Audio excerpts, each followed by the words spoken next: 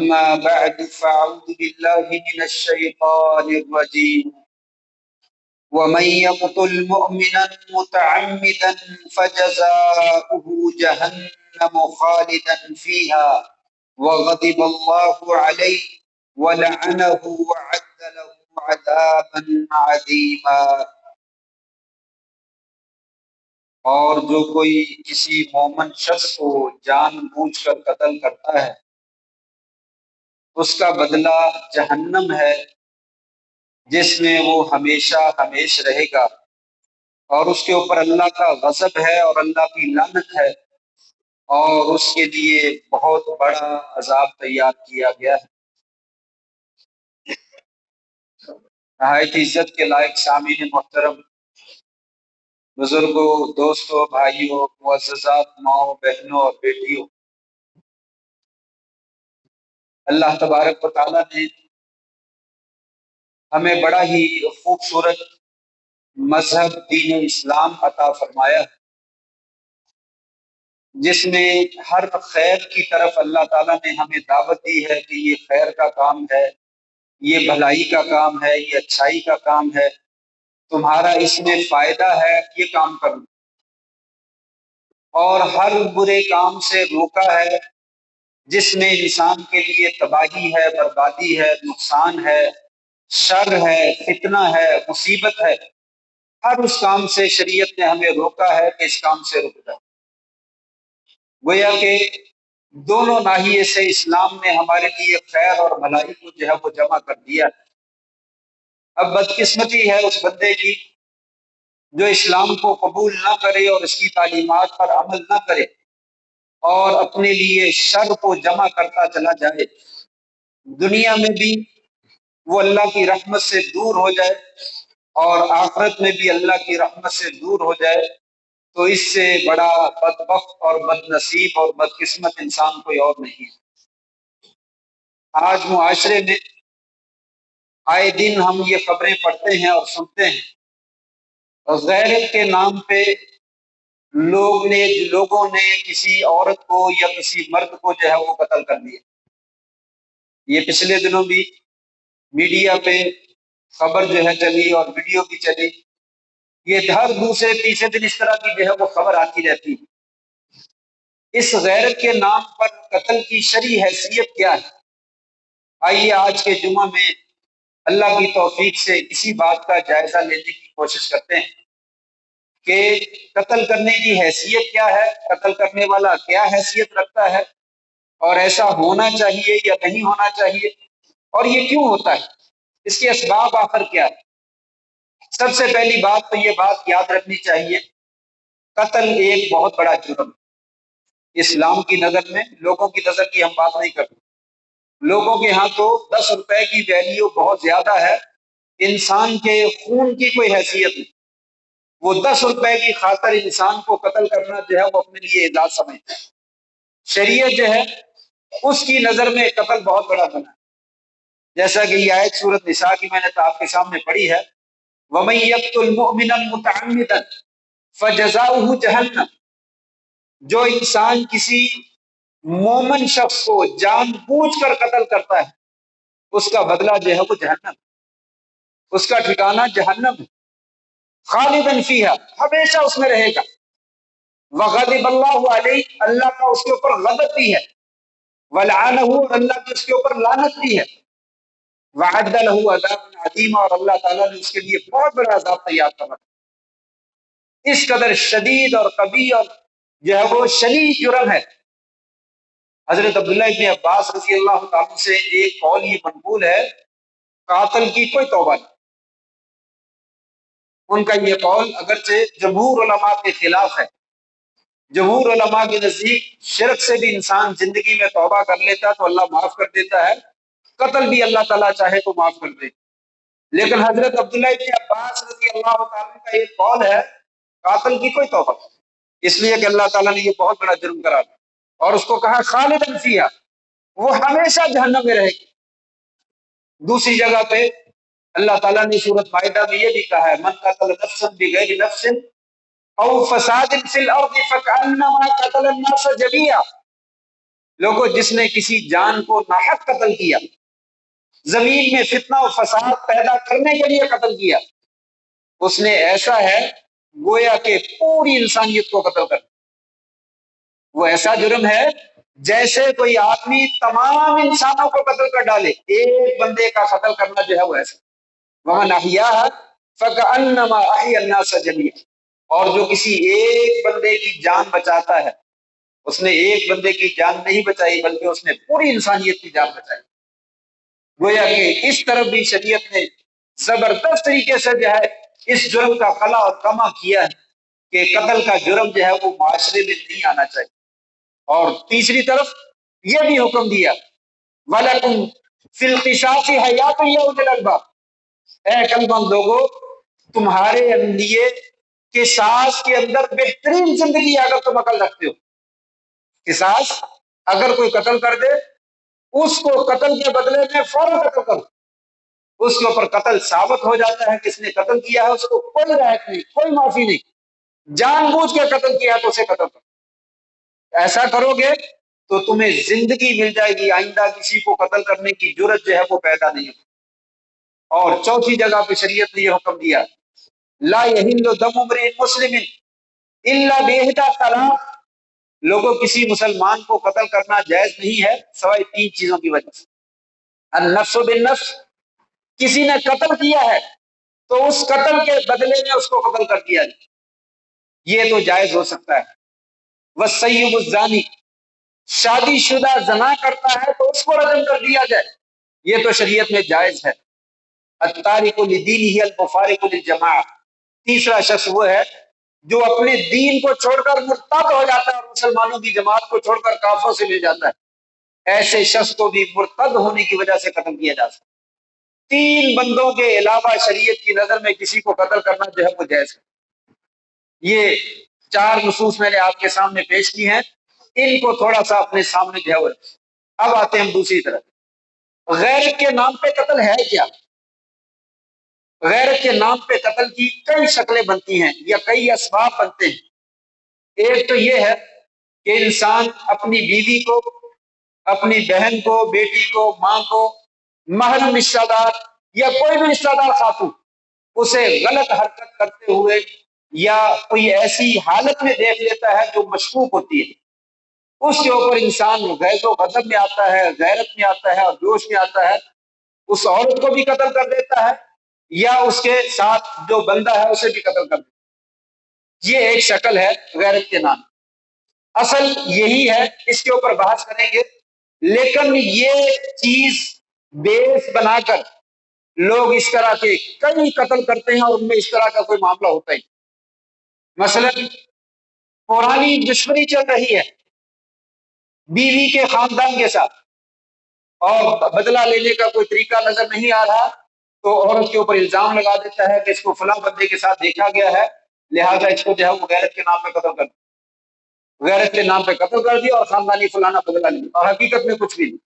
یہ بھی معاشرے کے اندر جو ہے وہ بہت زیادہ جو ہے وہ موجود ہے۔ نمبر دو، کوئی قرضے کا معاملہ ہے، پیسے دینے ہیں اور جان نہیں چھوٹتی پر نظر آ رہی، اس بندے کو قتل کر دو، اس کے اوپر الزام لگا دو، اور بیوی سے بھی جان چھڑانی، اس سے بھی جان چھڑانی، دونوں کو قتل کر دو، قرضہ بھی معاف ہو گیا، بندہ بھی ختم ہو گیا اور جان بھی چھوٹی۔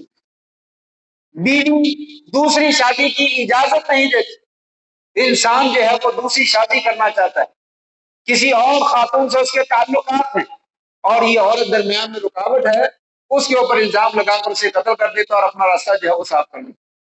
اس طرح کے بیسیوں معاملات ایسے ہیں جن میں غیرت کا نام تو دے دیا جاتا ہے، حقیقت میں غیرت نہیں ہوتی اور پیچھے جو ہے وہ جرم چھپا ہوا ہوتا ہے۔ لہٰذا یہ بیسیوں شکلیں ساری کی ساری ناجائز، قطعاً ناجائز ہیں، اخلاقی طور پہ بھی، قانونی طور پہ بھی، شرعی طور پہ بھی ان کا کوئی تک نہیں بنتا ہے، اور ذرہ برابر بھی نہ قانون اس کی اجازت دیتا ہے، نہ اخلاق اس کی اجازت دیتا اور نہ شریعت اس کی اجازت۔ اور پتہ چل جائے فلاں بہانے کی وجہ سے قتل کیا گیا، اس بندے کی سزا جو ہے وہ قتل، اس بندے کی سزا واضح طور پر قصاص ہے، اسی طریقے سے قتل کر دیا جائے جیسے اس نے جو ہے وہ قتل کیا، اس میں کوئی روح رعایت نہیں، اور شریعت جو ہے وہ قطعاً اس بندے کو معاف نہیں کرتی۔ باقی رہ گی ہماری ایک شکل، کہ اگر کوئی آدمی اپنے گھر والوں کو کسی غیر نازیبا حالت میں جو ہے وہ انسان دیکھتا ہے، مشکوک حالت میں دیکھتا ہے، تو وہ اس کے اوپر الزام لگا کر جو ہے وہ غیرت کے نام پہ قتل کر دیتا ہے۔ اس کی دو شکلیں ہیں شریعت کی نظر، شریعت کی نظر میں دو شکلیں۔ ایک شکل یہ ہے عورت رشتہ دار نہیں یا بیوی نہیں ہے، بیوی نہیں ہے، وہ محرم ہے یا رشتہ دار ہے یا غیر رشتہ دار تو خاتون ہے، انسان اس کو غلط حرکت کرتے ہوئے دیکھتا ہے تو شریعت کہتی ہے چار گواہ جو ہے، چار گواہ لاؤ۔ اگر کسی نے اپنی کسی عورت کے اوپر جو ہے وہ الزام لگایا ہے، چار گواہ جو ہے وہ لائے، اگر وہ چار گواہ پیش کر دیتا ہے کہ واقعی اس نے غلط حرکت کی ہے، تو اس عورت کو اور اس مرد کو اگر وہ شادی شدہ ہے، چار گواہوں کی بنا پر عدالت جو ہے وہ رجم کرنے کا حکم ہے، واضح حکم ہے۔ اس میں کوئی بندہ اپنی طرف سے کوئی حرکت نہیں کر سکتا۔ آدمی کے لیے لازم ہے کہ جس کے خلاف اس نے مقدمہ یہ دیکھا ہے وہ چار گواہیاں عدالت میں پیش کرے، عدالت جو ہے ان گواہیوں کے اوپر جرا کرے۔ اگر واقعی ثابت ہو جائے کہ چاروں بندوں کی گواہیاں ایک جیسی ہیں، پھر وہ شادی شدہ مرد اور شادی شدہ عورت جو ہے اس کو سنسار کر دیا۔ اگر چاروں کی گواہیاں ثابت نہ ہو سکے، ایک گواہ بھی پھر جائے یا اس کی گواہی ہو کہ میں نے نہیں دیکھا میں نے سنا ہے، تو یہ گواہیاں ختم ہو جائیں گی، تین گواہیوں کی حیثیت ہی باقی نہیں رہے گی۔ اس الزام لگانے والے بندوں کے اوپر جو ہے وہ 80 کوڑے جو ہے وہ تہمت کی حد لگتی ہے۔ یہ ایک شکل ہے، بیوی نہیں ہے، غیر عورت ہے، چاہے وہ بیٹی ہے، چاہے وہ ماں ہے، چاہے وہ محرم رشتہ دار ہے، چاہے وہ غیر محرم رشتہ دار، کوئی رشتہ دار ہے ہی نہیں، دور کی عورت ہے۔ اگر الزام لگایا ہے تو چار گواہیاں شریعت کہتی ہے پیش کرے۔ اگر چاروں گواہیاں ثابت ہو جائے تو وہ مرد اور عورت اگر شادی شدہ ہیں ان کو رجم کی حد جو ہے وہ لگا دی۔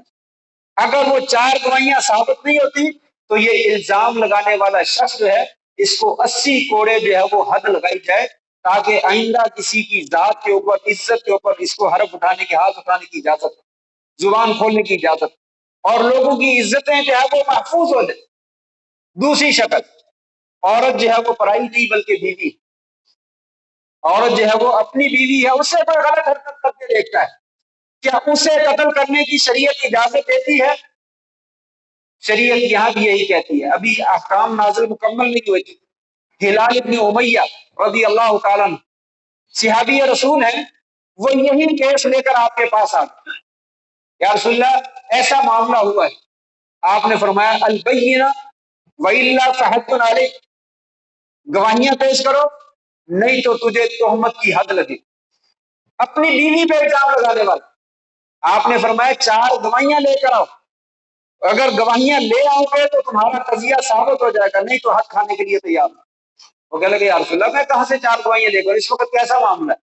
یہی معاملہ چل رہا تھا تو اللہ تعالیٰ نے آیات لعان، سورۃ نور کی آیات لعان جو ہے وہ ثابت کر کہ میاں بیوی کا معاملہ اور ہے۔ اگر ایسا کیس ثابت ہو جائے تو شریعت کہتی ہے دونوں میاں بیوی کو عدالت میں لے آؤ۔ اگر گواہی موجود نہیں، عورت اقرار نہیں کرتی ہے، الزام لگ گیا ہے، تو شریعت کہتی ہے عدالت میں لے آؤ۔ مرد چار قسمیں اٹھائے، اللہ کی قسم میں سچا ہوں یہ جھوٹی ہے، پانچویں مرتبہ قسم اٹھائے، اللہ کی قسم میں سچا ہوں یہ جھوٹی ہے، اگر میں جھوٹا ہوں تو اللہ کا میرے اوپر غضب نازل۔ اور پھر اسی طرح چار مرتبہ عورتیں قسم اٹھائے، عورت جو ہے اللہ کی قسم میں سچی ہوں یہ جھوٹا ہے، جھوٹا میرے اوپر الزام ہے۔ پانچویں قسم کے اوپر وہ کہے اگر میں جھوٹی ہوں تو اللہ کی میرے اوپر لعنت۔ یہ لعان کہلاتا ہے۔ اب جب لعان ہو جائے گا تو یہ دونوں میاں بیوی آپس میں جدا ہو جائیں گے، ساری زندگی کبھی صلح نہیں کر سکتے، ان کی آپس میں شادی کسی صورت میں نہیں ہو سکتی، ان کا دونوں میاں بیوی کا رشتہ جو ہے وہ ختم ہے، اور کسی کو بھی جو ہے وہ قتل نہیں کیا جائے گا، کسی کو کوئی سزا نہیں دی جائے گی۔ ان کی سزا کا معاملہ قیامت کے دن اللہ کے سپرد، ان کو چھوڑ دیا جائے، چاہے قضیہ ثابت ہوتا نہیں ہوتا، لعان ہو کے معاملہ ختم ہو گیا، اس کے بعد جو ہے وہ کسی کو کہنے کی گنجائش۔ یہ شریعت نے اجازت۔ ہلال ابن امیہ کے ساتھ اسی طرح کا لعان کا واقعہ پیش آیا اور شریعت نے یہ لعان کا فیصلہ کیا۔ گویا کہ شوہر کو بھی شریعت جو ہے وہ قتل کرنے کی اجازت جو ہے وہ نہیں دیتی۔ چہ جائے کہ عام پرائی عورت کسی کو جو ہے وہ قتل کر دیا، یہ کہاں کا تہمت؟ حضرت سعد رضی اللہ تعالیٰ، سعد بن عبادہ رضی اللہ تعالیٰ، بڑے جلیل قدر صحابی، انصار کے سردار ہیں، وہ کہنے لگے یا رسول اللہ، صحیح مسلم کی روایت، یا رسول اللہ کیا خیال ہے اگر کوئی آدمی اپنی بیوی کے پاس کسی دوسرے مرد کو دیکھتا ہے وہ کیا کرے؟ کیا اس کو قتل کر دے؟ آپ نے فرمایا نہیں، لا بالکل نہیں۔ کہنے لگے یا رسول اللہ مجھے اس ذات کی قسم ہے جس نے آپ کو برحق جو ہے وہ نبی بنا کر بھیجا ہے، اسے تو قتل کر دینا چاہیے۔ آپ نے فرمایا دیکھو یہ ساتھ جو ہے وہ کیا کہہ رہا ہے، یہ تمہارا سردار جو ہے ذرا اس کی بات غور سے سنیں، یہ کیا کہہ رہا ہے۔ دوسری روایت وہ بھی مسلم کی ہے، اس میں اس نے یہ سوال کیا یا رسول اللہ کیا وہ 4 گواہیاں لے کر آئے؟ آپ نے میں ہاں وہ 4 گواہیاں لے کر آئے۔ کہنے لگے یا رسول اللہ میں تو 4 گواہیاں لے کر نہیں آؤں گا، میں تو لانے سے پہلے اس کو قتل کر دوں گا۔ تو آپ نے فرمایا دیکھو یہ آدمی جو ہے وہ کیا کہہ رہا ہے، میں نے اس کو طریقہ جو ہے وہ بتلا دیا ہے، یہ کام جو ہے وہ کرنے کی اجازت نہیں۔ انہ لغیور، آپ نے یہ لفظ فرمایا، لوگوں یہ ساتھ بہت زیادہ غیرت مند آدمی ہے، اس میں کوئی شک نہیں، لیکن اسے یاد رکھنا چاہیے وَأَنَا أَغْيَرُ مِنْهُ، اور میں اس سے زیادہ غیرت رکھنے والا ہوں، میں اللہ کا رسول صلی اللہ علیہ وسلم اس سے زیادہ غیرت رکھنے والا ہوں، اور واللہ اغیر منی، اور اللہ تبارک و تعالیٰ مجھ سے بھی زیادہ غیرت رکھنے والا۔ جب میں نے قتل کرنے کی اجازت نہیں دی، جب اللہ تعالیٰ نے قتل کرنے کی اجازت نہیں، تو آپ کون ہوتے ہیں؟ آپ کے پاس کیا اتھارٹی ہے کہ میں تو فوراً اس کا قتل کر دوں گا؟ کہا نہیں، شریعت کے قواعد اور ضوابط کے مطابق اسی طرح عمل کیجیے۔ واضح معاملہ جو ہے وہ واضح کہ قتل کرنے کی اجازت نہیں ہے، 4 گواہیاں پیش کر سکتے ہو تو پیش کر دو، اور اگر بیوی ہے تو عدالت میں مقدمہ دائر کر کے لیان کر لو، لیان کر کے آپ کی بیوی اور رشتہ جو ہے وہ ساری زندگی کے لیے ختم ہو جائے، لیکن قتل کرنے کی اجازت۔ اور سیم یہی قضیہ سنن الکبریٰ للبیہقی اور مصنف عبد الرزاق اور مصنف ابن ابی شیبہ، ان تمام کتابوں میں موجود اور صحیح سند کے ساتھ موجود ہے۔ حضرت امیر معاویہ رضی اللہ عنہ شام کے علاقے میں تھے، ایک بندہ پکڑ کے لایا گیا کہ اے امیر معاویہ حاکم وقت، اس بندے نے اپنی بیوی کو اور ایک آدمی کو قتل کر دیا، اور یہ دعویٰ کرتا ہے کہ میں نے اپنی بیوی کے پاس دوسرے بندے کو جو ہے وہ موجود پایا۔ تو امیر معاویہ پریشان ہو، یہ بڑا گمبھیر مسئلہ ہے، اس کا کیا کیا جائے؟ چنانچہ حضرت امیر معاویہ رضی اللہ عنہ نے حضرت علی کو خط لکھا کہ علی مجھے اس بارے میں مشورہ دیجیے، یہ کیس پیش آگے اس کا کیا کرنا ہے؟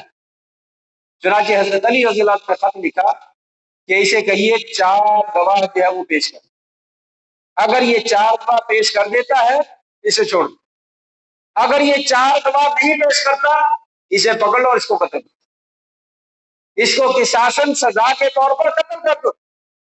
یہ صحیح قصہ جو ہے سنن الکبریٰ بہقی کے اندر بھی، مصنف عبد الرزاق میں بھی، مصنف ابن ابی شیبہ میں موجود، صحیح مسلم میں آپ کی روایت حضرت سعد کے ساتھ بھی موجود، اور قتل کے یہ احکامات بھی موجود۔ دو ٹوک صراحت کے ساتھ معلوم ہوتا ہے کہ شریعت نے قتل کرنے کی کوئی گنجائش، کسی کو اجازت نہیں، اس لیے کہ غضبناک ہونا طبیعی بات ہے، غصے میں آ جانا طبیعی بات ہے، لیکن اس کا یہ حل نہیں ہے جو حل آپ نے جو ہے وہ نکالا ہے۔ اس کا حل شریعت پہلے نکال چکی ہے کہ اگر جو ہے وہ بیوی نہیں ہے تو 4 گواہ پیش کرو، نہیں تو 80 کھوڑے کھانے کے لیے تیار۔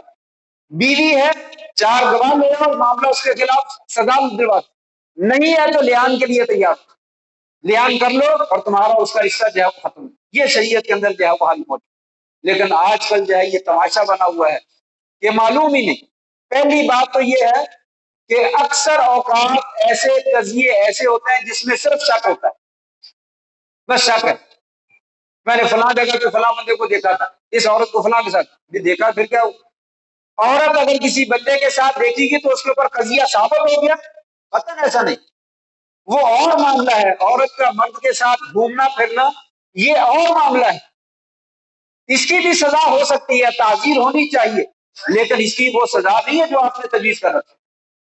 اگر واقعتاً کیس ثابت ہو جائے تو پھر اس کا طریقہ کار وہی ہے، اگر ثابت نہیں ہوتا اس میں تو قتل کی جو ہے وہ گنجائش، لہذا غیرت کے نام پہ یہ قتل شرعی طور پر جو ہے وہ بالکل جائز، قانونی طور پہ بھی آپ جانتے ہیں غالباً مختلف سالوں کے قوانین میں لکھا ہوا ہے اگر یہ ایسا قتل ثابت ہو جائے تو اس کی 25 سال جو ہے وہ قید کی سزا، یا اس کی سزا سزائے موت ہے.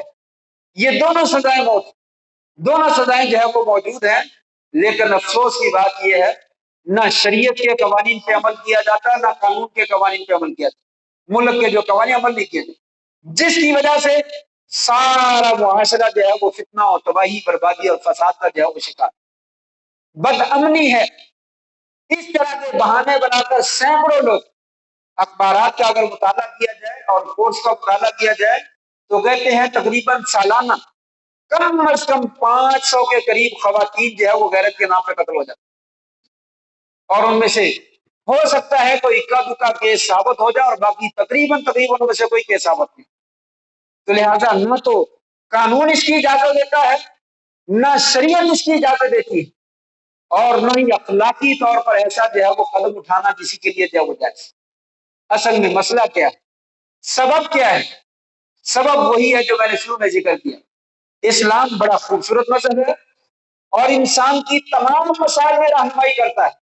جب انسان اس سے رہنمائی نہیں لیتا ہے اور اسے پسے پش ڈال دیتا ہے تو انسان گمراہ ہو جاتا ہے، راہ راست سے ہٹ جاتا ہے اور پھر غلط قدم اٹھاتا ہے، اور اس کا نقصان جو ہے وہ خود بھی اٹھاتا ہے اور اس کا نقصان پورے معاشرے کو جو ہے وہ بھرنا پڑتا ہے. وہ نقصان کیا ہے؟ شریعت نے شادی کے معاملے میں ہماری بڑی خوبصورت رہنمائی کی، اور اس قتل کا جو بیس بننے والی چیز ہے وہ شادی. اور بھی سبب ہو سکتے ہیں لیکن بنیادی سبب وہ شادی. شادی کا شریعت نے کسی جانب بھی رعایت نہیں کی. دونوں طرف میں افراط اور تفریط پایا جاتا ہے. معاشرے کے اندر دو طرح کی شادیاں پائی جاتی ہیں اور دونوں ظلم. ایک والد ہے، وہ اپنی منمانی عورت کے اوپر ٹھونستا ہے، اپنی بچی کے اوپر ٹھونستا ہے، جہاں پہ میں نے کہہ دیا وہیں پہ شادی ہو جائے، اس کے علاوہ شادی نہیں ہو سکتی. یہ ظلم، شریعت اس کی اجازت نہیں دیتی. اور دوسرا ظلم، عورت خود اپنے لیے اپنے شوہر کا انتخاب کر لیتی ہے اور اس بات کے اوپر اڑ جاتی ہے کہ جہاں پہ میں نے کہہ دیا وہیں پہ شادی ہونی، نہیں تو نہیں ہونی. یہ بھی ظلم ہے. شریعت نے دونوں کی اجازت نہیں دی اور دونوں کو اختیار دے رکھا ہے. ایک طرف شریعت نے کہا کہ کوئی عورت جو ہے وہ اپنے ولی کی اجازت کے بغیر شادی نہ کرے. لا نکاح الا بولی. لوگوں، ولی کی اجازت کے بغیر نکاح نہیں ہوتا. ولی اس کا والد ہے. جب تک والد موجود اور عقل مند ہے، اس کی موجودگی میں کوئی دوسرا بندہ ولی نہیں بن سکتا. فرمایا لا نکاح الا بولی، ولی کی نکاح کے بغیر اجازت کا نکاح نہیں ہوتا. اور آپ نے فرمایا ایوم امرأۃ نکحت بغیر اذن موالیہا فنکاحها باطل فنکاحها باطل فنکاحها باطل. جون سی عورت اپنے سرپرست کی اجازت کے بغیر شادی کرتی ہے، اس کا نکاح باطل ہے، اس کا نکاح باطل ہے، اس کا نکاح باطل. وہ عورت دوسرے مرد کے لیے حلال نہیں ہے، وہ شادی جائز نہیں ہے. آج ہمارے معاشرے میں بیسیوں نہیں سینکڑوں شادیاں بلا مبالغہ لڑکیاں بھاگ کر جو ہے وہ کورٹ میں جا کر میرج کرتی ہیں، اور اس میں سرپرست جو ہے وہ موجود نہیں ہوتا، اس لیے کہ سرپرست اجازت نہیں دے رہا اور وہ خود ہی شادی کر لیتے. یہ نکاح باطل ہے، چاہے عدالت کے ذریعے سے ہوا تب بھی باطل ہے. شریعت اس کی اجازت نہیں دیتی ہے، اور آج یہ قدم اٹھایا جاتا ہے. اسی کے اوپر جو ہے وہ گھر والوں کو غیرت آتی ہے اور وہ قتل کرتے. شریعت کی خلاف ورزی ہوئی اور قتل کا جو ہے وہ ذریعہ بنا. لہذا اس کام کی قطعی اجازت نہیں ہے. مائیں، بہنیں، بیٹیاں، وہ خواتین جو اپنی پسند کی شادی کرنا چاہتی ہیں، اس کے لیے طریقہ اور ہے، لیکن اس طریقے سے گھر سے بھاگ کر شادی کرنے کی اسلام اجازت نہیں دیتا. وگرنہ نتیجہ جو ہے وہ آج جو کچھ معاشرے میں فتنہ اور فساد ہو رہا ہے اس کی وجہ یہ ہے. اور دوسری طرف شریعت کہتی ہے کہ والد زبردستی نہیں کر سکتا. وہ ولی ضرور ہے لیکن اپنی مرضی جو ہے وہ بیٹی کے اوپر مسلط نہیں کر سکتا. آپ نے فرمایا کہ ہر عورت جو ہے جب اس سے نکاح کیا جائے تو اسے اجازت طلب کی جائے. عورت سے جب اس سے اجازت طلب کی جائے، اگر بیوہ ہے تو اجازت طلب کی جائے، وہ بول کر بتلائے میں اس رشتے پہ راضی ہوں، اس کا نکاح کیا جائے. اگر وہ بول کر رضامندی کا اظہار نہیں کرتی تو اس کا شادی نہ کی جائے. اور اگر کنواری عورت ہے، وہ جو ہے وہ اس کے اندر جو ہے وہ خجالت ہوتی ہے، اس کے اندر جو ہے وہ حیا زیادہ ہوتی ہے، وہ اپنی بات کا اظہار نہیں کرتی، فرمایا اس سے بھی اجازت طلب کی جائے، اگر وہ خاموش رہے تو اس کا خاموش رہنا گویا کہ اجازت، اگر وہ خاموش نہیں رہتی، اجازت نہیں دینا چاہتی، بول پڑے میں یہاں پہ شادی نہیں کرنا، اگر وہ بول پڑتی ہے تو والد کو اجازت نہیں ہے۔ ایک حدیث میں آتا ہے خنسا بنت جزام، انہوں نے شادی کر دی، ان کے والد نے زبردستی، اور انہوں نے آ کر آسم کے پاس شکایت لگائی، فرد نکاح، آپ نے اس کے نکاح کو واپس کر دیا، کہا یہ جائز نہیں۔ گویا کہ شادی کے اندر اسلام کا خوبصورت قانون، والد کی اجازت بھی ضروری ہے اور لڑکی کی اجازت بھی ضروری ہے، دونوں کی اجازت ہوتی ہے تو شادی صحیح ہوتی ہے، وگرنہ شادی نہیں ہوتی۔ اور ہمارے ہاں دونوں طرف جو ہے وہ دو سرحدیں بنا کر آپس میں جو ہے وہ قانونی اور شرعی اور اخلاقی جو ہے وہ جنگ شروع کر دی جاتی ہے، ہم اس طرف ہیں اور آپ اس طرف، بیٹی ایک طرف ہے اور باپ ایک طرف، وہ کہتے میں نے یہاں کرنا اور وہ کہتے ہم نے یہیں پہ کرنا، باپ کا رشتے دار ہے، وہ بھتیجا ہے، بھانجا ہے، چچا ہے، جو بھی لگتا ہے، وہ اس کے ساتھ شادی کرنے پہ مصر ہے اور اس کو اپنا ذاتی کوئی مفاد، اور لڑکی وہاں نہیں کرنا چاہتی، اور کبھی لڑکی خود اپنا انتخاب کر لیتی ہے، وہ لڑکا صحیح ہے نہیں صحیح ہے، برادری والا ہے، دین والا ہے نہیں دین والا، بس یہیں پہ کرنی ہے، تو اس بنا پر جنگ ہوتی ہے۔ یہ دونوں شریعت کی شدید خلاف ورزی۔ اصل طریقہ کیا ہے، اگر باپ نے اس کا منتخب کر لیا، بیٹی سے مشورہ کرے، اگر وہ راضی ہے تو ٹھیک ہے، نہیں راضی تو اس سے پوچھے کہاں کرنا ہے، اگر وہ معقول رشتہ بتا دے تو والدین اس رشتے کو قبول کر لیں اور اس معقول جگہ پہ شادی کرنی چاہیے۔ اگر والدین جو ہے وہ کہتے ہیں یہ منظور نہیں، چلو ہم اور رشتہ دے دیتے ہیں، خاندان میں دیکھنا ہے، فلاں جگہ پہ دیکھنا ہے، ہم اور دیکھ لیتے ہیں۔ لڑکی اگر کوئی رشتہ دکھا دے، اگر والدین کو پسند ہے تو اس کو شادی کر دینی چاہیے، اگر پسند نہیں ہے تو عورت سے کہیں کہ اس میں یہ خرابی ہے، آپ اس کے علاوہ جہاں مرضی چاہو کرو، ہم کرنے کے لیے تیار، تو آپس میں باہمی تفاہم کے ساتھ جو شادی کی جائے وہ خیر و برکت کا باعث۔ اسی لیے آپ نے فرمایا تھا اذا اتاکم من ترضون دینہ وخلقہ فزوجوہ، لوگوں تمہارے پاس کوئی معقول رشتہ آ جائے تو شادی کر دیا، اس کا تو کاروبار نہیں ہے، اس کا تو رنگ ٹوپ ٹھیک نہیں ہے، اس کا تو قد ٹھیک نہیں ہے، یہ تو تعلیم یافتہ نہیں ہے، یہ تو فلاں نہیں ہے، تو اس طرح کے بہانے کر کے جب شادیاں لیٹ کر دی جاتی ہیں تو پھر اس وقت جو ہے وہ فتنہ معاشرے میں جو ہے وہ بگاڑ جو ہے وہ پیدا ہوتا ہے، اور پھر اپنی منمانیاں جو ہے وہ شروع ہو جاتی ہیں کہ والد کرنا نہیں تھا تو خود کر لیتے۔ اس لیے دونوں طرف سے زیادتی ہوتی ہے، شریعت نے دونوں کو خود مختار نہیں بنایا، دونوں باہمی مشورے سے شادی کریں تو پھر شادی جو ہے وہ صحیح، ایک بندے کی رضامندی سے شادی ہوئی۔ اس لیے اس بات کو جو ہے وہ بنیادی طور پر یاد رکھا جائے اور اس کے مطابق عمل کیا جائے، اللہ کے فضل سے فتنے جو ہے وہ ختم ہو جائے، اور عورت زبردستی ناجائز دھکے شاہی سے کوئی ایسا رشتہ جو غیر معقول ہے اس کو اختیار کر کے ڈر جائے کہ یہیں پہ شادی کرنی ہے، قطعاً جائز نہیں۔ وہ انتخاب ضرور کر سکتی ہے لیکن مشورہ لے، یہ انتخاب ہے، اچھا لگتا ہے تو دیکھ لیجیے، نہیں تو اور دیکھ لیتے ہیں۔ ایک بندے سے بات چیت ہوگی پھر اس کے اوپر ڈر جانا کہ یہیں پہ شادی کرنی ہے، آپ کو کس نے کہا اس میں خیر؟ معاشرے میں ایسی سینکڑوں شادیاں ہیں جو تباہی اور بربادی کا ذریعہ بنتی، کسی ایک میں خیر نہیں پائی جاتی اور وہ آخر میں تباہی اور بربادی پہ منتج ہوتی، لہٰذا اس چیز کا جو ہے وہ خیال رکھنا ضرور۔ دوسری اور آخری بات میں ذکر کروں تاکہ بات کو سمیٹوں، جو ہمارا اصل غیرت دکھانے کا موقع ہے، جگہ ہے، وہاں پہ غیرت نہیں دکھائی۔ جب معاملہ پانی سر سے اونچا ہو جاتا ہے تو پھر ہمیں غیرت یاد آتی۔ شریعت نے ہماری رہنمائی کی، لوگوں مرد اور عورت ہر ایک کو اپنی نگاہیں نیچی رکھنے کا حکم، کل للمؤمنین یغضوا من ابصارہم، مومنوں سے کہہ دو کہ اپنی نظریں نیچی رکھیں، کسی عورت پرائی عورت کے اوپر نظر نہ ڈالیں، اور عورتوں کو حکم دیا کل للمؤمنات یغضضن من ابصارہن، کوئی عورت کسی پرائے مرد کے اوپر نظر نہ ڈالے، اپنی نظروں کو نیچا رکھے۔ کرتے ہیں کبھی اپنی بیٹیوں کو، بہو کو، بیوی کو، ماں کو، بہن کو گھر میں کہا ہے پرائے مردوں کو نہیں دیکھنا، پرائی عورتوں کو خود نہیں دیکھنا؟ اسی کو کبھی تربیت نہیں کی، بلکہ موبائل موجود ہے، اپنے لیے بھی اجازت ہے، بچوں کے لیے بھی اجازت ہے، بچیوں کے لیے بھی اجازت ہے، سب کو دیکھنے کی اجازت۔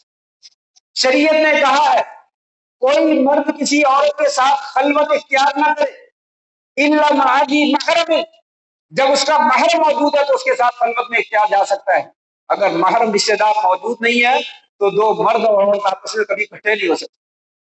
ये कानून शरीयत ने हमें दिया, बड़ा खूबसूरत कानून। यहाँ पे कभी गैरत नहीं आती इंसान। कोई कजन कजन के साथ मिलते हैं आपस में, कोई मसला नहीं। मेरा बेटा तो बड़ा पाक साफ है, जिब्रील फरिश्ता है, मेरी बेटी तो मरियम जैसी है, इसलिए तो मुझे कभी कोई खदशा नहीं है, कोई ऐसा मसला नहीं। जब सरहदें पार हो जाती हैं तो इंसान को गैरत आना शुरू हो जाती है, फिर उस वक्त गैरत आती। गैरत यहाँ पे आनी चाहिए। आपकी बेटी है, वो कजन है, कजन उसका कुछ नहीं लगता, रिश्तेदारी अपनी जगह पे है। शरीयत उसको जो है वो इजाजत नहीं देती उसके साथ मुलाकात करे, उसके साथ खलवत इख्तियार। एक रिवायत में आपने फरमाया, जब कोई मर्द किसी औरत के साथ खलवत इख्तियार करता है, इल्ला काना तालिसुहुम शैतान, तीसरा वहां पे शैतान मौजूद होता है, जो सारे काम जो है वो खराब करता है। जब खराब हो जाता है तो इंसान को गैरत आती है। तो यहाँ पे गैरत दिखाने की जरूरत है। अपनी बेटी को कभी किसी कजन के साथ, किसी दोस्त के साथ, किसी अजनबी के साथ, किसी जानने वाले के साथ कभी खलवत की इजाजत ना दी जाए। और फिर आपने ये भी फरमाया, जब आपसे पूछा गया या रसूलल्लाह क्या ख्याल है, औरतों के पास जो है वो देवर जा सकता है, आपने फरमाया अल-हम वल मौत, वो देवर भाभी जो आपस में मौत है, ये कैसे खलवत कर सकते हैं, अलग कैसे मिल सकते हैं। खानदानों में कभी इसके ऊपर कभी किसी को गैरत आई कि देवर और भाभी तन्हाई में बैठे हुए हैं, घर में कोई भी नहीं है और देवर और भाभी मौजूद है, और मोबाइल पे फिल्में भी चलती हैं सारी की सारी, और फिर जो है वो मुत्तकी और परहेजगार बनकर भी बैठे रहे, ये भी हमारा ईमान है। यहाँ पे कभी किसी को गैरत नहीं आती। और फिर वक्त खत्म हो चुका है, शादी की महफिलों में, खुशी की महफिलों में, गमी की महफिलों में, स्कूल की महफिलों में, कॉलेज की महफिलों में जो बेपर्दगी, बेहयाई, फहाशी और उरियानी जिसकी हम खुद इजाजत देते हैं, वहां पे किसी को गैरत क्यों नहीं आती। जब सब रास्ते हम खुद खोल देते हैं और मामला जो है वो आखिर में नतीजा पहुंच चुका होता है, फिर हमें जो है वो गैरत याद आ जाती है कि ये क्या होता है, ये तो हमारी नाक कट गई, हमारी तो बरादरी खत्म हो गई, हमारा तो खानदान नहीं रहेगा, लिहाजा दोनों का कला कम होगा। बेगैरत वो इंसान है जब अपनी बेटी को बेपर्द करके गैर महरमों के हवाले कर देता है। बेगैरत वो खुद इंसान है जो अपनी बेटी को बाहर निकलते हुए पर्दा करने का हुक्म नहीं देता, अपनी बेटी को गलत मोबाइल इस्तेमाल करने देता है, अपनी बेटी को ऐसे कॉलेज और स्कूल में पढ़ने की इजाजत देता है जहां पे वो गैर महरमों के साथ जो है वो बैठती हैं और चाय पीती हैं और बातचीत करती हैं और दोस्तियां कायम करती हैं। ये बेगैरत इंसान है। इसको अपनी बेगैरती का इलाज अपने कत्ल के साथ खुद करना चाहिए। ये अपने आप को खुद मारे कि बेगैरत तो मैं हूं, लेकिन जब सब मामले खराब हो जाते हैं तो फिर उसको गैरत याद मैं बड़ा गैरतमंद। तो ऐसी गैरत की शरीयत के यहाँ कोई हैसियत नहीं है।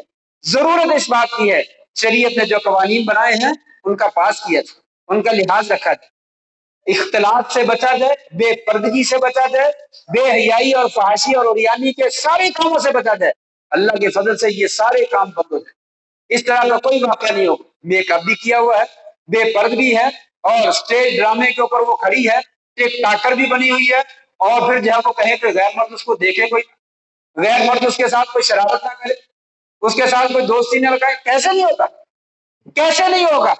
शरीयत ने कहा औरत औरत का माना ही पर्दा है, वो पर्दे में रहे, बाहर जाने का क्या तुक बनता है।